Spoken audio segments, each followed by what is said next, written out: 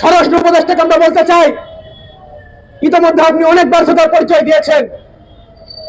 আপনি সসম্মানে পদ ত্যাগ করে চলে যান। আপনি ঢাকা শহরের শিক্ষার্থীদের ভেতর যে সংঘর্ষের ঘটনা ঘটেছে তা রোধ করতে আপনি ব্যর্থ হয়েছেন। ইজতেমায় যে 4 জন মুসল্লি শহীদ হয়েছেন, সেই তাদের যে হত্যার হুমকি দিয়েছিলেন মামুনুল হক, তিনি বলেছেন যে সাতপন্থীদের যদি ইজতেমা ময়দানে ঢুকতে দেওয়া হয় তাহলে তুরাগ নদী নাকি রক্তে লাল হয়ে যাবে। সেই খুনের মদতদাতা, সেই প্রশ্রয়দাতা মামুনুল হককে পাশে নিয়ে আপনি সংবাদ সম্মেলন করছেন। আপনি চিন্ময় কৃষ্ণ দাসকে সন্ত্রাসী হিসেবে আখ্যায়িত করে তাকে জেলে ভরেছেন। আপনি কেন মামুনুল হককে জেলে ভরছেন না? এই সম্প্রদায়গত বিভাজন কেন আপনাদের ভেতরে? আমরা আজকেও দেখেছি নাটোরে একটি মন্দিরে লুটপাট চালানো হয়েছে।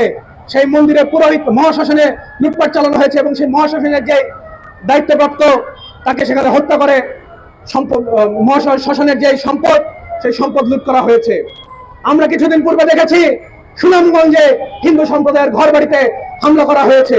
তার পূর্বে আমরা দেখেছি চিন্ময় কৃষ্ণ দাসকে আটককে কেন্দ্র করে চট্টগ্রাম কোর্ট প্রাঙ্গণে কি অরাজক পরিস্থিতি বিরাজ করেছে।